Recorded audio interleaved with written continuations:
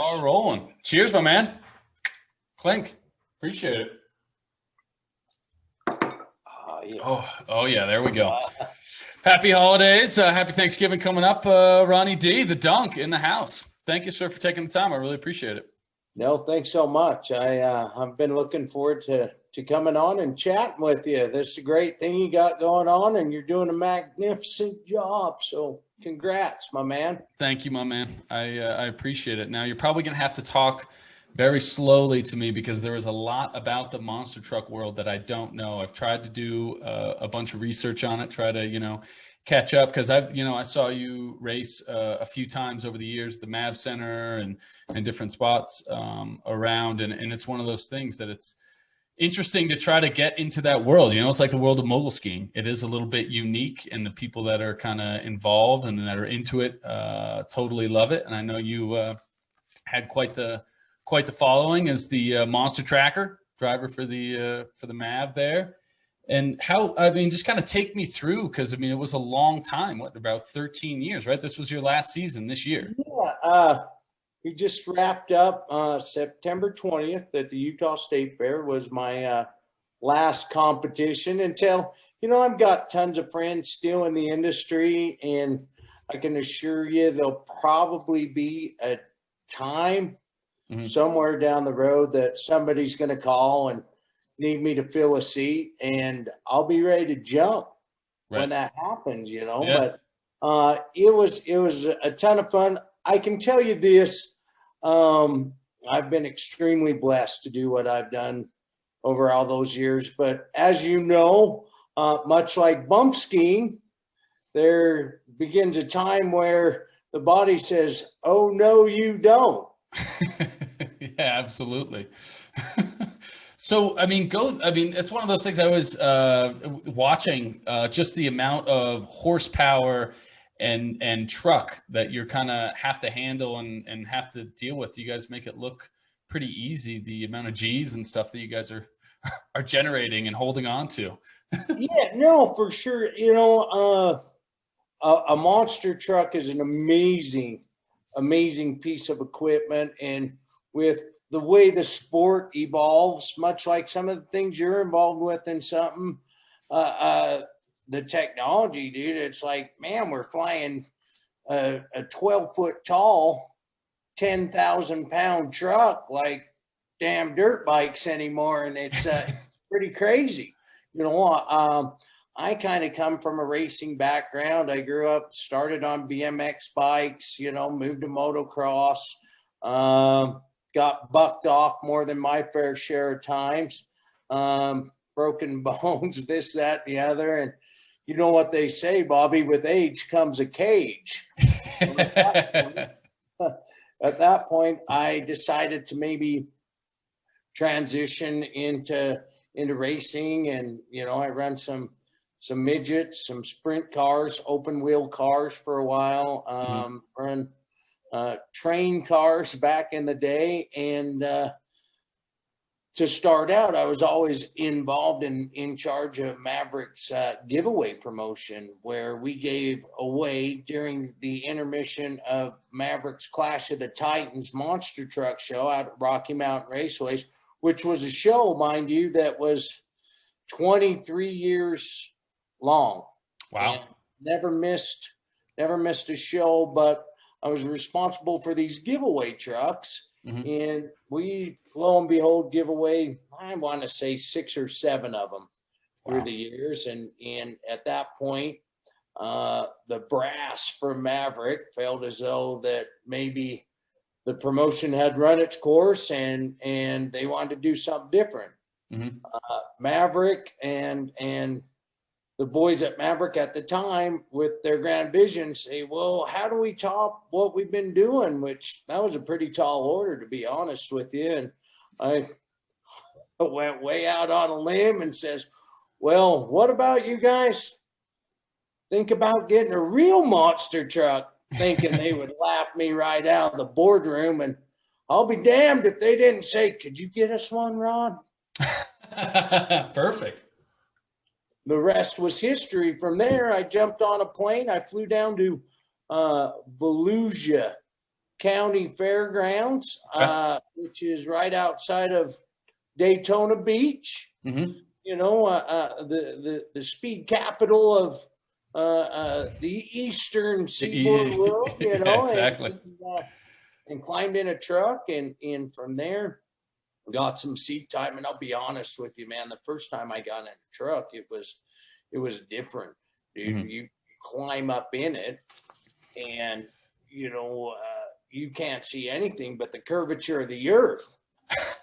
You know, it's like, wow, I'm trying to drive it out of the windshield.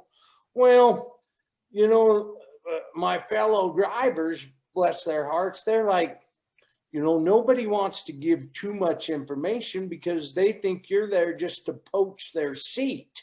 Right. Well, I'm not doing that. I'm going to get my own truck. I'll figure it out. And so I got with a couple of buddies that, you know, kind of showed me how to handle the truck and whatnot. And the first time I got in it, I wasn't digging it at all. Yeah. Is that just because you're so much, just out of the comfort zone, huh? Just way, way out of the comfort zone. I drove over the first car stack, and I'm like, this is horrible, man. Why would anybody want to do this? It's loud in here. You can't hear yourself think. You know, you're sitting on top of a blown alcohol motor that's pumping out 1,500 plus horsepower. Yeah. And it was crazy. You know, where you drive the rear steer with a toggle switch, like a joystick for the rear steer, and then you're driving the front tires with the steering wheel. Okay. But no, I got in it, and I thought, man, this is your shot. This is your one-time opportunity. You know, you've dreamed about this your entire life. Dude, you better do something with it. Mm-hmm. And at that point, I just figured, what bad could happen? I'm in a roll cage with seatbelt wrapped around me. Let's give her. Yeah. That's the right attitude. That's for sure. Yeah. Now, so what is that experience like? Kind of, as you say, you know, you're a little bit out of the comfort zone. I mean, what's that torque, and you know, you're kind of dealing with some guys, as you say, that don't want to give you any tips, don't want to give you any help. Like, hey, I'm kind of trying to figure this freaking thing out. What do I need to do here? Exactly. And, you know, I finally pleaded and begged with one of the drivers I knew, and I'm like, dude, will you climb up in here and just show me how everything works? Dude, there's levers and knobs in there and stuff that I'd never even seen before. And they're like, you just pull this lever, you flip that switch, it's going to fire up and you'll be fine. And I'm like, wait a minute, I don't think that's going to work. So I figured that part out. You know, it wasn't a lot more different than some of the race cars I'd been in and whatnot. But then it was like, man, dude, I'm parked in the pits, and there's motorhomes, and there's semis, and there's rental cars around, and I feel like I'm hemmed in. You know, I'm like, I'm gonna get in this thing, and dude, and I'm gonna bounce it off a motorhome. I'm gonna hit a rental car, and we're gonna have some real issues. You know, just get up in here and show me. He's like, I'm not getting in there with you, Ron. That thing's only got one seat. The throttle's extremely touchy. You'll touch the throttle, you'll spit me out, you'll run me over with the back tire. And I'm like, I swear to God, man, I won't do that. So he did get in there and show me, and I drove it up to the starting line. And like I say, the first time I pulled up the cars disappeared. You know, well, nobody in their infinite wisdom told me, well, as soon as you lose your plane of sight, you know, switch, and everything below the dashboard is plexiglass. So from there, you're driving over your feet. So and that's how you kind of line up things. That's how you line up to hit cars, van stacks, motorhomes. I've driven over, you know, motorhomes, school buses, all sorts of stuff. The funny thing is, I tell everybody they should have the opportunity to drive a monster truck one time, and that's preferably about 4:30 in the afternoon on a Friday afternoon on their local freeway. That would be pretty sweet. Yeah, Yeah. that would be pretty nice. Just smile as you drive over, right? Mm-hmm. I feel like I could certainly do some damage. Luckily we don't have too much traffic here, but it's getting a little worse. But somewhere like L.A., New York, you get a real joy. So much fun. Yeah, It that would would be. so much fun because you just drive straight over stuff. Mhm. You have no idea with that kind of power and whatnot. And for something that weighs 10,000 plus pounds, that motor pushes it very well. You've seen the truck, you've seen it fly, you know what it can do. And now, when I first started driving monster trucks, Mm-hmm. I was always shocked that we never had the opportunity to go out in just an empty arena or a stadium or a racetrack and just shake it down, go drive it, get the feel of it, So you always went in like show to show. You didn't really get what was the practice? Totally been a wedge, dude. No, I was like, what do you mean? I was like, so no practice time. Just all right. This is good. That's crazy. That's crazy. You just go in straight up. All right, Ron, we're throwing into the show. Good luck. The throttle's a little sensitive. Buckle up, partner. Yeah. Make sure those belts are tight because it's probably gonna hurt you. So what's the first crash like for you then when things don't go right and you're like, oh fuck, this is not going to end well? I love these podcasts. It's like being on with Howard Stern. Oh yeah, just like Howard Stern. We're talking serious, serious though. Yeah, serious. No, it was like the first time I ever flipped the truck. It was a band stack. Okay. It was a smaller show. It was an arena show in Ogden at the old Ogden Stadium, right there off of Washington Boulevard. And it was snowing. It was late in the year. It was like October, dude. And we just had one of those squalls come through. And it was dark in the arena. It was hard to see. I wasn't squared up. I hit the band stack. I was like one of the first or second trucks to go. Because, as the new guy, you go first. Gotcha. When everything's fresh and sharp and, it will launch you for sure. As you progress and go later in the show, you have less and less to work with because everything's smashed down. So does that make so it's better to go later? Is it more like veteran, like you want the course when it's a little more kind of beat up? Correct. Okay. Which is weird, but we feed off the fans' excitement. You know what I mean? So you have that crescendo, if you will, that they build up to. So I mean, even some of the guys that go later or whatnot, they could flip early or they could break early, but they were the last one to go and with the band cheer off or whatnot. Yep. Those guys always have the opportunity to steal the show. Right, which you worked your way into. You built your way up into that. Right. Exactly. That's gotta that had to feel rewarding for you, right? Because for sure. I mean, the amount of and that's one of the things I think for that most people wouldn't think about is the travel. Every weekend in the summer, and kind of that's the season, right? I mean, you're every weekend you're off in a different spot, kind of going and competing. Yeah, and it's not for the faint of heart by any means. I mean, I have a crew chief that is very dear to my heart, just for the simple fact that I wreck it, he puts it back together. He loves what he does. I love what I do, and dude, when we're traveling, I mean, literally our season starts first weekend in January with first quarter is what we call it. First quarter is when you're doing all the indoor shows, your arenas and whatnot, some of the stadiums. And then from there, you progress, and about, mid-May, that first quarter usually goes from January to the end of March. Okay, starts to warm up a little bit.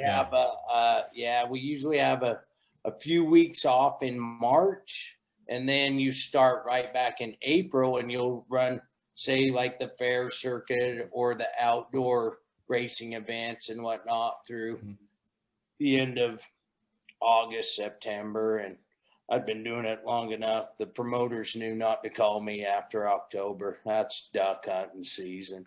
Yeah, it's time for got to get those birds, right? That's right. Marsh rat.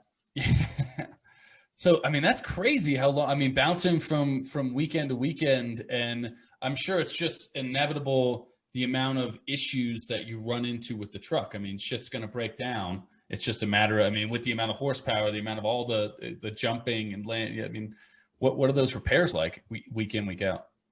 Dude, there's a lot of late nights. I mean, really, and the way the circuit's usually set up,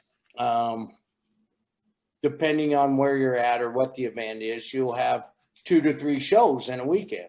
So we're talking about doing a Friday night show many times, depending on where we are, just because the promoters like to whore you out and you're already there. So it's like, well, you guys are going to do a matinee on Saturday afternoon, and then you'll come right back and do a Saturday night show. And there's a lot of work, dude. You know, the one thing about the monster truck is not if it breaks, it's when it breaks. You're trying to do too much with a piece of equipment that just, you know, you always find those weak links. Right. There's always axles to break. There's champagnes on the outer housings. There's a variety of different things that, dude, it just doesn't translate that well with the horsepower to weight ratio. And then we're flying them 20 feet in the air like a dirt bike. You know, it's gonna break. Yeah. So does it help at all, like when you were originally going through and you're kind of picking out your truck? I mean, does that make any difference in going on the lot and seeing, you know, how much can you kind of customize to kind of mitigate the amount of damage you can do? Is it like you pay more up front to have less breakage on the back end, or kind of how does that work? That's a great question for sure. You know, and there's different setups. I mean, there's trucks that are built a little different with, say, heavier axles or whatnot, a little stouter parts, but with that comes, you know, a weight disadvantage too. Okay. You know what I mean? I always try to drive kind of a lighter weight truck and be a little quicker in racing. And freestyle was always fun, but there's always that guy that's just going to burn it to the ground. You know what I mean? What do you mean by burn it to the ground? Just he'll destroy his equipment. Okay. And he wants to put his name in lights, which everybody loves to do for sure. But by doing that, it comes at a severe cost. Sure. You know? And it's a long season, right? Like if you're trying to make it, yeah. Yeah, you know, and I mean, if you destroy your truck one weekend, you know, well, in 5 days we're in Denver, you know, that makes for a long time. And the other thing is, you know, with myself and my crew chief, he owns an off-road shop up in Ogden called All Pro Performance. And I've always had a day gig, you know, I'm a working man too. So this is more hobby time. So it's like having an additional full-time job and then some. Yeah. Yeah. So you really, I mean, does that speak to just kind of the love and kind of passion you've always had for those kind of motorsports? I mean, it's kind of been in your blood from what you were talking about earlier, you know, BMX and kind of starting out. Oh yeah. Yeah, for sure. And, you know, just the entertainer factor of it, dude, I love it. There was nothing better than doing our pit parties and stuff. And don't get me wrong, dude, it was grueling, like you say. And we were set up to where we did it just enough that, dude, it was borderline overwhelming, but albeit it's not our full-time gig. So we kind of pick and choose our events. And we would run anywhere from, you know, 14 to 22 shows a year, where I have buddies, dude, that are just full-time professional monster truck drivers, and we're talking 46, 48 weekends a year. Wow. You know, that's, Yeah. I mean, talk about something to grind you to powder in a hurry. Yeah. That's it.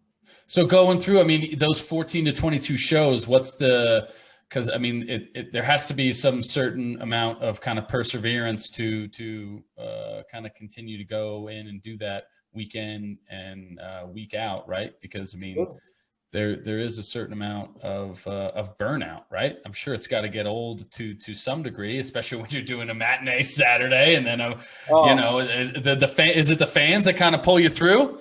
It is clearly the fans, because I'll tell you what, everybody thinks, and don't get me wrong, dude, I say that kind of kidding around, but yeah, you know, I got the coolest job in the world, and I'm sitting in the seat that there's 25,000 fans in that arena that want to be exactly where I'm at. Yeah. But by that same token, you think about it, I mean, I bet there's a rock star or somebody out there too that ain't having that much fun. You know? Yeah, absolutely. Like, what do you mean we're in Tupelo tomorrow night? You know, we're in Las Cruces today. How does that work? Yeah, no, definitely. I mean, it's certainly one of those things. The fun of it to me was always that fan interaction. You know, we monster truck drivers as a whole are like a dysfunctional family, and you know, once we climb in the seat and strap the seat belts down and fasten the chin strap, dude, we hate one another, and you do anything to beat that guy next to you. But the moment you shut that truck off, you're over, or they're over in your pit. What do you need? What's broke? What do we all do to fix it? We got to carry on. The show must go on. And it is truly show business. But just to have that fan interaction with the pit parties and whatnot, you got the dad that, you know, is probably working at the repair shop all week or selling homes or whatnot. You know, when a monster truck show rolls into his town, there's no ifs, ands, or buts about it. By God, he's taking his boy. Right. And they're going to love it, you know, and to see those kids light up and dude, I've actually got, you know, in the industry, we tease a little bit, but we coined the phrase super fan. Super fan. That's a good, that's a good thing to have. There's nothing wrong with having some. Yeah. I mean, honestly, we couldn't do what we do without the fans buying the tickets to the shows and coming out and buying the t-shirts and the caps and spending their hard-earned dough.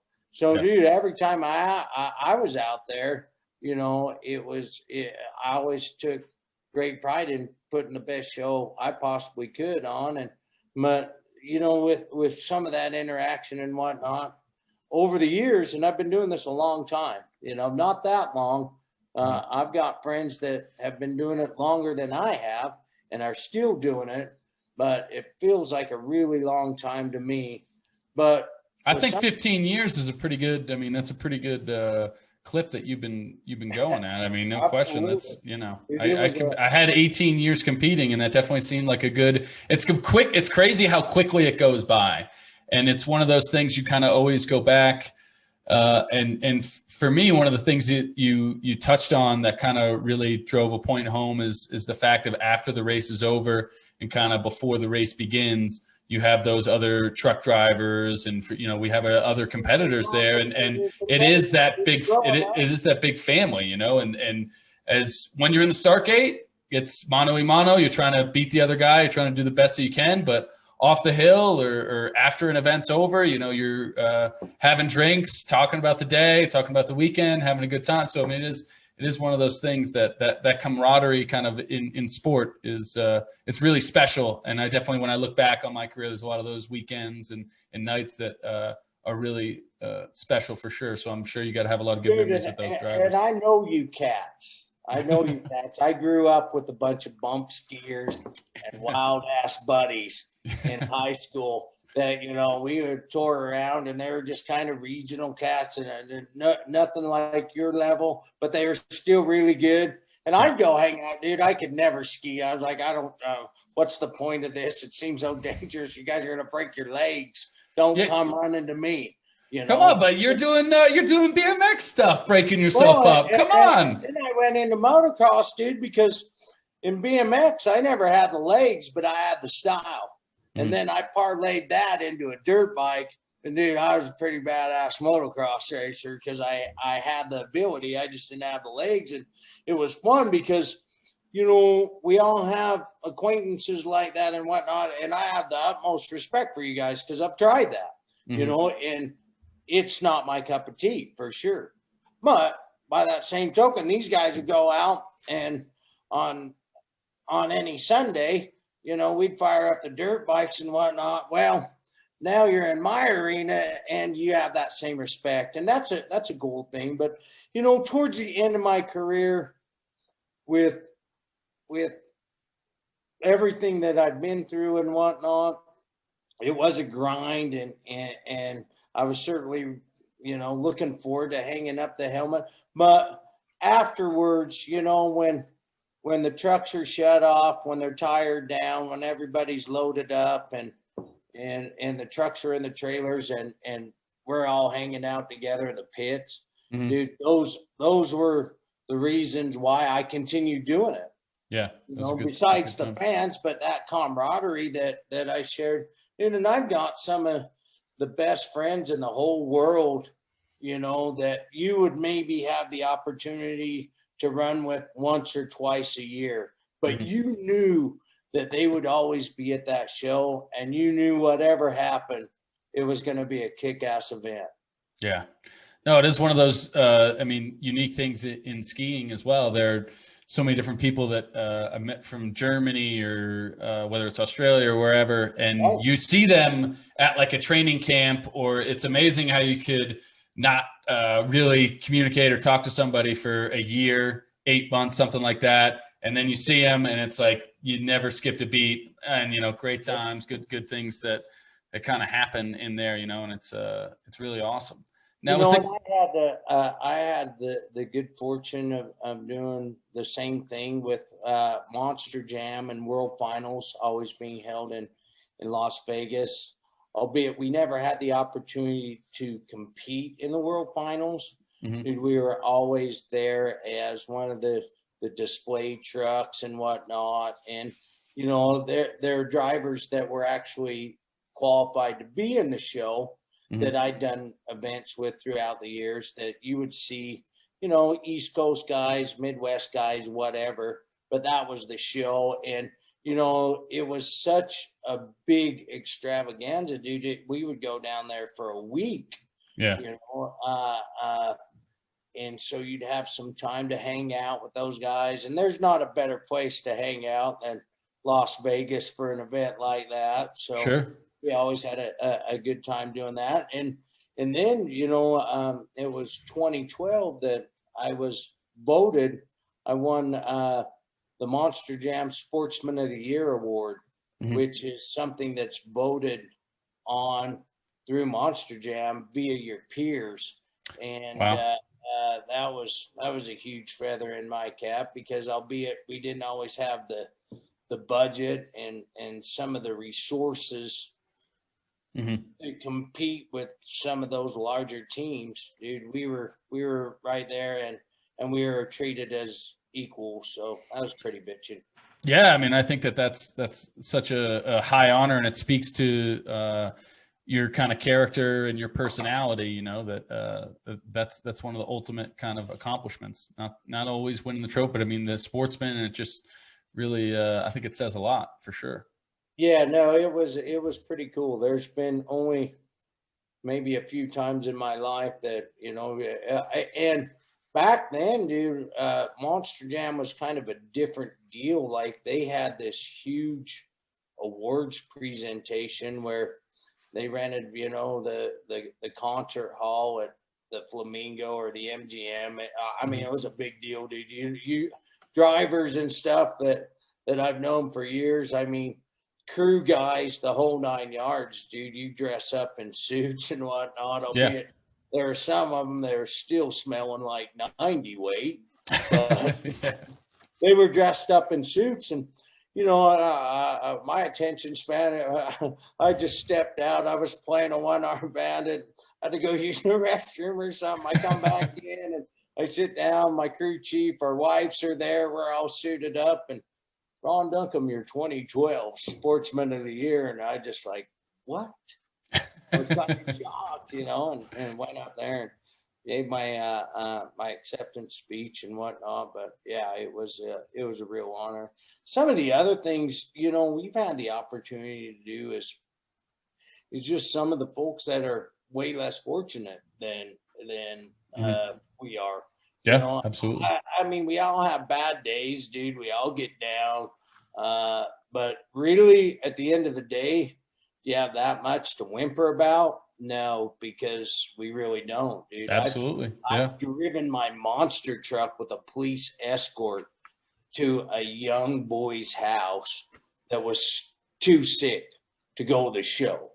You know what I mean? And we ended up losing him just a couple of weeks after that. It was a tough deal, but talk about just kind of a magical moment and really, really making a tremendous impact on someone's life, way, way more than you could realize. Yeah. And I've had the opportunity to do that a few times. We go up and we spend a day at with some of these kids at Primary Children's or whatnot, some of these hospitals, and we don't realize how much we can change lives and how impactful that can be. Yeah, no, I mean, it's really incredible. And it's just, there are so many things that people kind of, makes me even just a little kind of shook up, because it's like, that's crazy. No, I can't even imagine that experience. I mean, it sounds, it's things that you don't think about. You don't think about the people that kind of notice, you speak to those super fans and stuff like that. And you're like, hey, I'm just out getting to fulfill my dream. And, I don't have the top of the line equipment, and, the budget's maybe not where it needs to be. And little do you know that, you got kids looking for the monster tracker to come cheer them up a little, just to get a little chat with Ronnie D. Yeah. Put a smile on their face.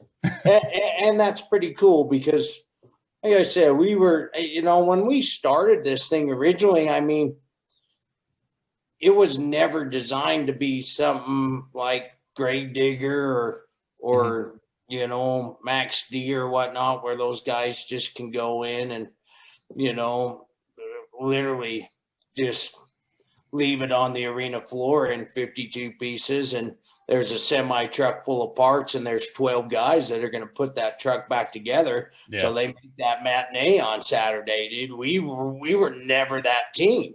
Mm-hmm. It was like, damn, dude, I remember being in the Alamo Dome in San Antonio and knowing at that point, dude, you've made it to the pinnacle. This is the big show. And you hit that first launcher and 50,000 flash bulbs go off. I was like, wow, that was pretty cool. But by that same token, when that happens, dude, something takes over in your head, and then it's like, oh, watch this. Yeah. What is that like going up against that competition, right? I mean, Gravedigger is probably the most well-known, right? I mean, monster truck. Yeah, no, I've had the opportunity to beat Digger a few times in my career, and it was awesome, dude. Yeah. It was awesome. I mean, there's no ifs, ands, and buts about it. There's a few of them, Maximum Destruction, Bigfoot. Mm-hmm. I've always run the Bigfoot guys, and they're like the two that were the pioneers. It was Bigfoot and Gravedigger and Max D. But every time I got in there, dude, I was in it to win it for sure. But I mean, is the old girl gonna hold together? we're gonna make it through, and.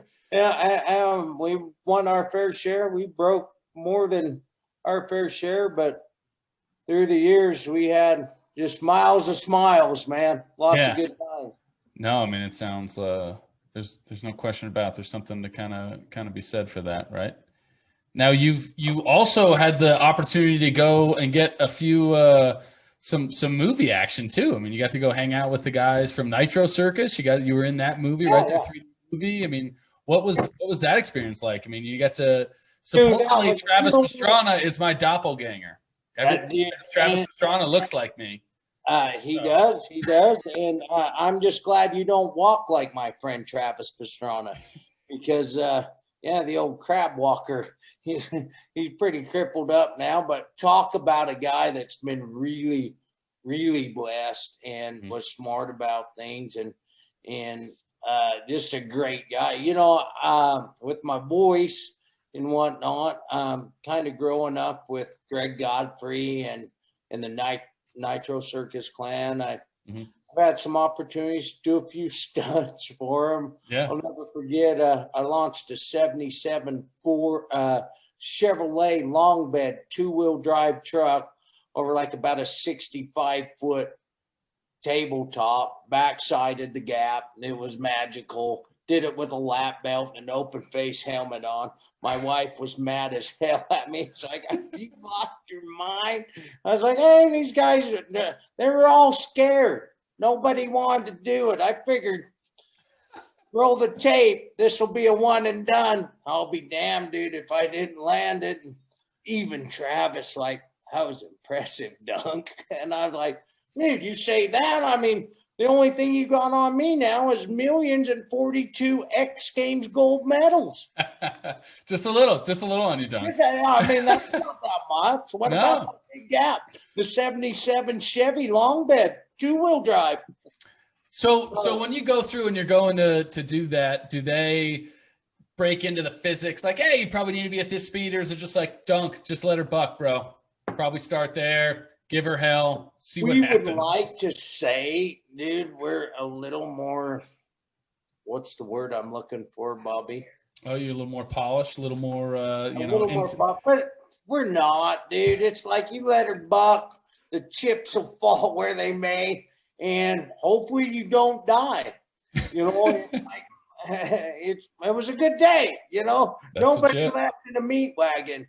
And I've seen even meat wagons before. So, but no, you know, I was able to, if you ever get the opportunity, you'll have to check it out, because I narrated the Travis Pastrana documentary, 199 Lives. Okay. Check it out. All right. I definitely will check that out. 199 Lives. It talks about kind of Travis growing up and his transition, because, you know, Factory Suzuki had their money all in on Travis being their next racer protege.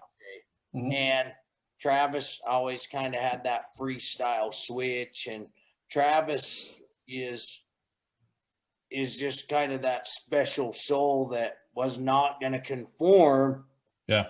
Albeit that would have paid his way for a long way. He wanted to do his own thing and was a freestyle guy. Yeah. So they called me at Nitro Circus, and they're like, Ron, we want you to narrate this. And so I did, and it was a great film. But then also, you know, we filmed the opening scene of Nitro Circus 3D, the movie, which was magical, dude. Those guys were walking around freaking out.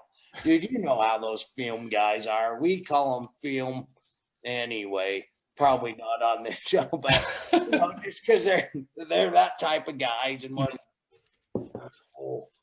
this is gonna be magic, you guys.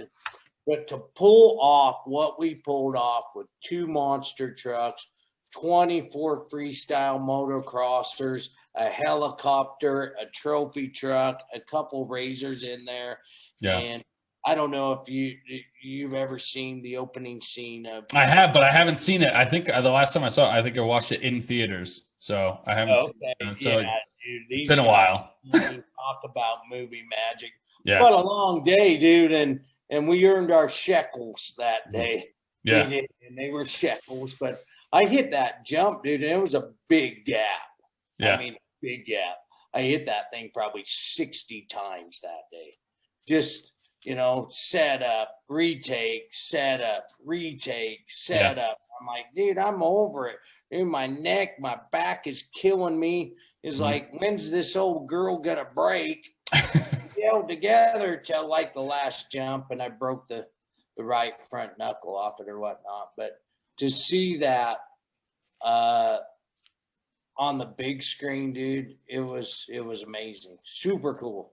I mean, so speak a little bit kind of just to those injuries you kind of have to deal with throughout, if you're doing 14, 22 shows a week. I mean, not only is shit going to break down in the truck, shit is going to break down for you. I mean, I know for me as a skier, like you're never really 100% until the season's kind of over and you get a chance to kind of recuperate and everything else. I mean, there's always bumps and bruises along the way.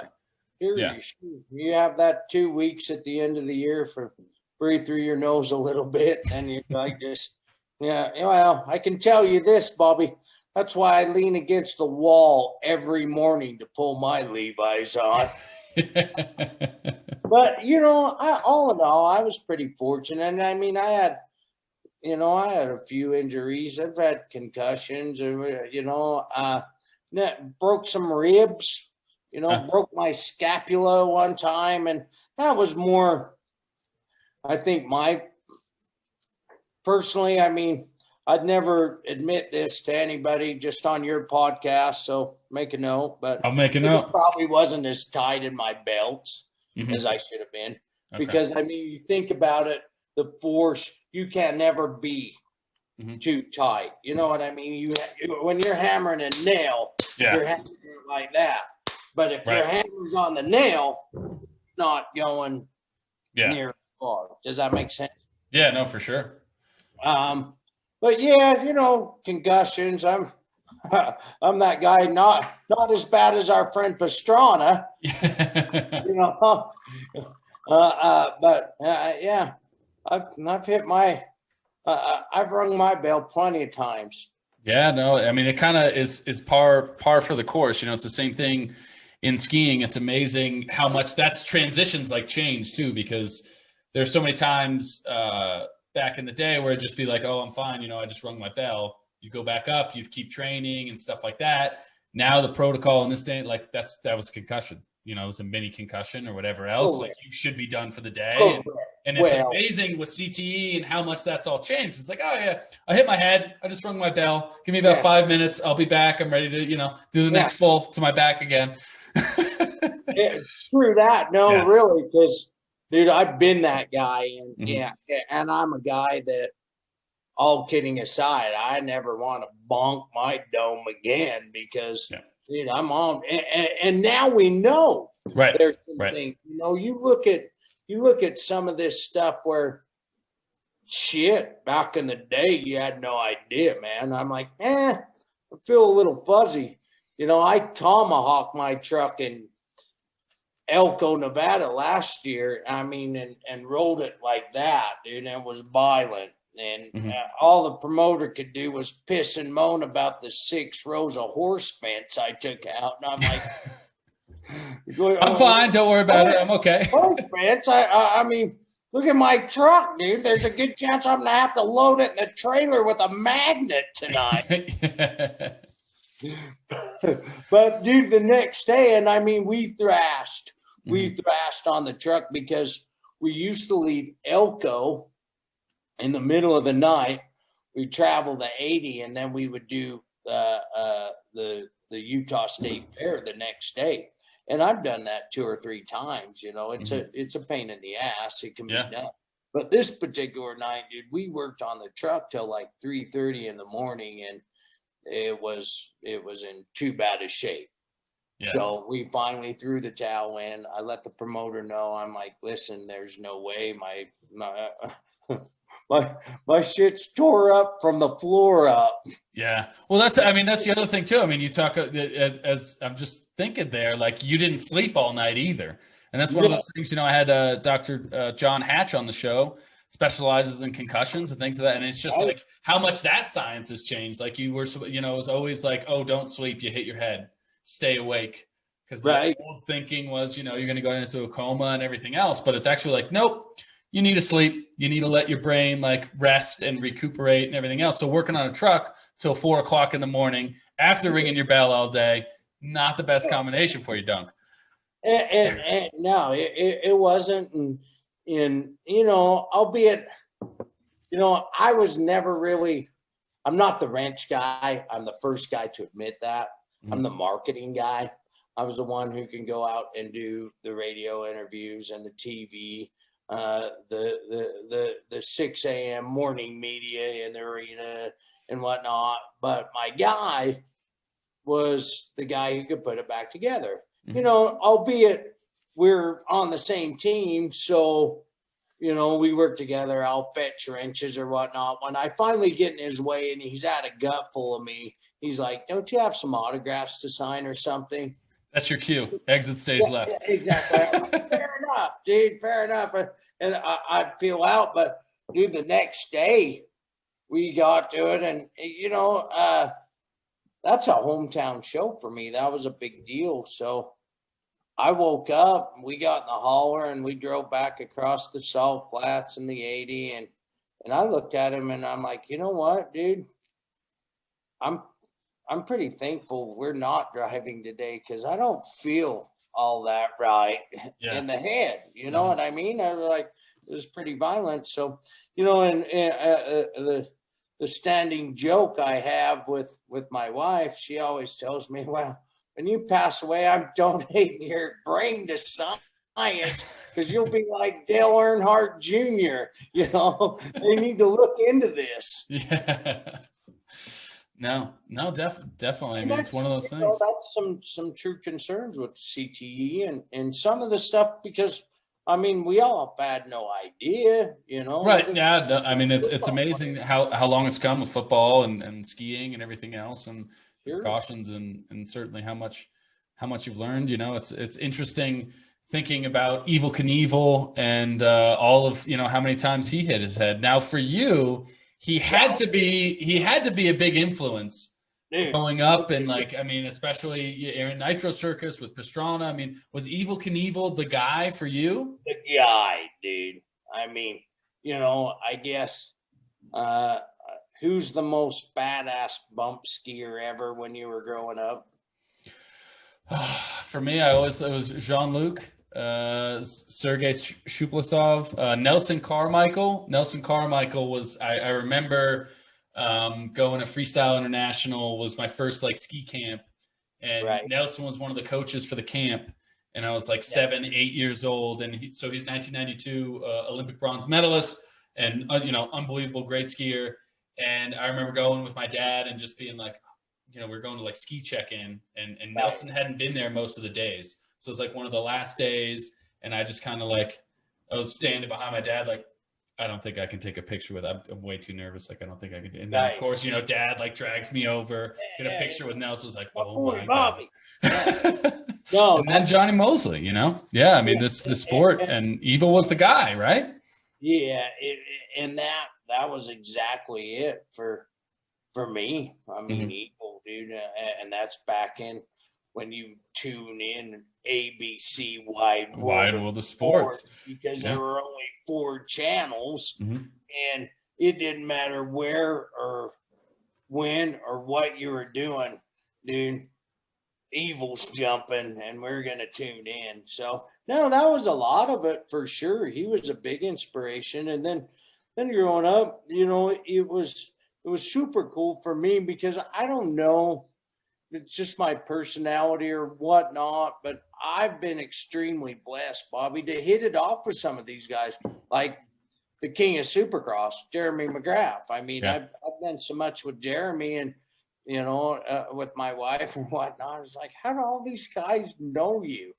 You know, and I'm like, I don't know, but I think it's pretty bitching that they know me because I spent many, not only me, but my brother, my dad, we spent many a night playing that Jeremy McGrath Supercross game for Nintendo 64.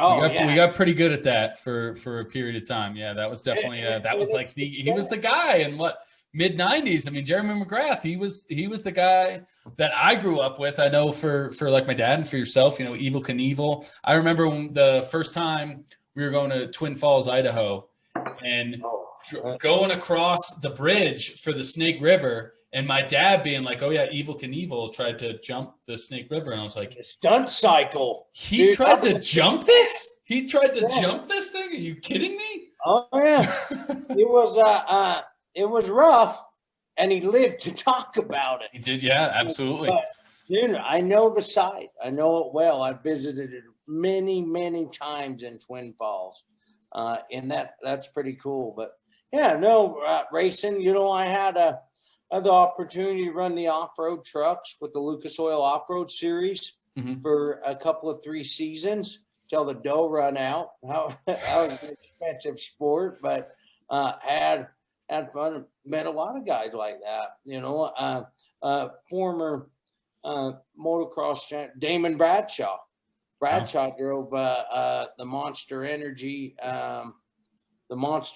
monster truck for a few seasons, and hit it off with that guy. I'll never forget, dude. I was in Boise, Idaho, doing a display with my monster truck, and just down at my table, kind of doing my thing. We're signing the hero cards for people and this, that, and the other. And I look up, and I was like, it's a beast from the East, Damon Bradshaw, Ron Duncombe. Nice to meet you, dude. And he was all like kind of shocked, and he was like, but that was even before he got in monster trucks, and dude, we hit it off. He took me flying that afternoon, and he had a Piper Super Cub, and we went and flew in the backcountry, did a bunch of stuff I'm sure you're not supposed to do. You know, and had a great day, dude. He used to fly down. He was living in Boise. He's back in North Carolina now, but he was living in Boise at the time, and used to fly down to airport number 2 out here by my house in West Jordan. I'd pick him up. He'd spend the weekend with us and whatnot. So some of those guys do, which was always super, super weird to me, because dude, growing up in magazines and whatnot, I'm sure it was the same for yourself.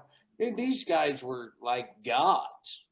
Yeah. You know what I mean? They were like big, big deals. Yeah. And then, you know, they come over to the house. We have some High West. We grill steaks, whatever. It's like at the end of the day, dude, they're not much different than us. They maybe took that extra left when we took a ride or something, but you know, and the one thing I always realized with these guys, whether it was McGrath or Pastrana or whatnot, just be yourself, dude.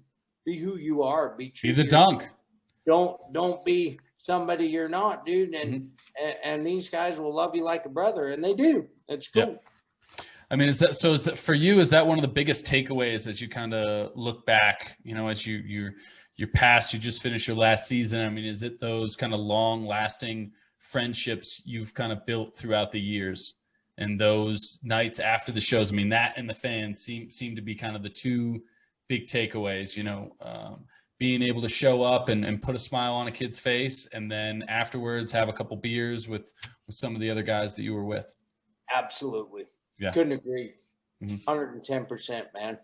Honestly, and that's what I'll miss the most. And it's going to be tough to transition.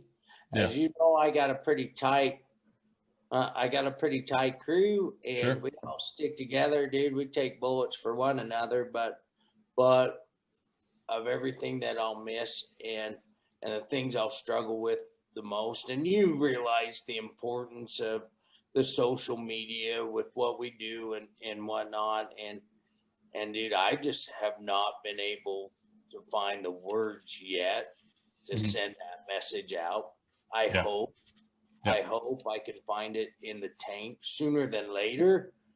But I'm just, you know, what are we, you know, November now? It just seems like yesterday it was my last show. I'm still honestly taking that in, but at some point, dude, you've gotta figure out a way to put a period on it, and I honestly hope I can find that sooner than later. No, you definitely will. You know, you have that attitude, you have that personality, and those those memories are great, and it is one of those things to take a peek back, but to not live back. You know, you can't live back there. It's everything, those next steps and everything that you see kind of coming forward, and there's new opportunities, there's new doors, right? I mean, it is one of those things where it takes some time. When I got done skiing, I mean, you have those moments, and I wasn't that high up the totem pole compared to a lot of other guys that there are, you know. But it is one of those things when you spend 20 years doing it, it takes a second to kind of give it a peek, and those friendships won't go away though. Just as you step aside, at least the important ones, they'll still be around. They'll still be reaching out. You'll still kind of be able to keep in touch with them. And so for kids out there, for people out there that kind of want to get into driving a monster truck or get into that arena, what kind of words of wisdom or words for inspiration or advice, what would you have for them? Dude, number one, never stop dreaming. Look at me, dude. I drove a monster. Cheers, my man. Brother. Yeah, salud. I couldn't agree more. It's one of those things that it really, you know, and it always gets tough. You know, it's uphill both directions. Mm-hmm. I'm not going to kid you. You know that. Yep. I know that. But don't ever stop dreaming. Don't ever stop grinding. Dude, because if there's a wheel or a way, you'll figure it out. Mm-hmm. Dude, and I promise this, you know, it's funny because, you know, I'm talking, this is a long time ago, Bobby, like 86, 87, you know, Monster Jam came to an old place that you'd never even heard of, bud. It was called the Salt Palace. It was I remember the Salt Palace. I mean, I remember hearing about the Salt. I was not born yet. But I remember hearing about the Salt Palace. Yes, okay. I was not alive yet. So that's where the ABA used to play. This was before the NBA. So no, but all kidding aside, dude, I used to have a studio apartment downtown, and me and my buddy went to the show in the Salt Palace, dude, and Gravedigger was there, and it was just a small show back then, and Gravedigger ended up flipping over for freestyle or something, and I turned to my buddy and I'm like, I'm gonna drive one of those one day, mark my words, dude. And it's funny how if you continue to grind and make things happen, dude, that one way or the other, you'll figure it out. And I had the opportunity to do the deal. So it was cool. That's my advice for the kids. Don't stop grinding. Don't stop grinding. Ronnie D, thank you, sir, for taking the time. I really appreciate it. It's been magical. Dude, thank you. And I'll tell you what, keep up the good work, dude, because you do an amazing job, and I'm glad you're doing what you're doing. Thank you very much, my man. The next time we do this, I'll be asking the questions. Oh, I would love to. Let's flip it. I want to do a recap. Okay. So, you know, where'd you come from? You know, where'd you cut your teeth? You know, what's the cheapest and deepest you ever bombed through? I can't wait. I cannot wait to get into that. That'll be good. The next one, we'll hopefully be able to do it in person. So I look forward to it, my man. Cheers. Thanks for taking the time. I like that. Thanks so much. Happy Thanksgiving, my man. I appreciate it. Tell Avatar I said hi. I'll talk to you soon, brother. Yeah, sounds good. All right. Bye, everybody. Hey, everybody. I hope you enjoyed today's episode. Please make sure to like, share, and subscribe. And make sure you hit that little bell button so you get notified every time a new episode drops. Thanks.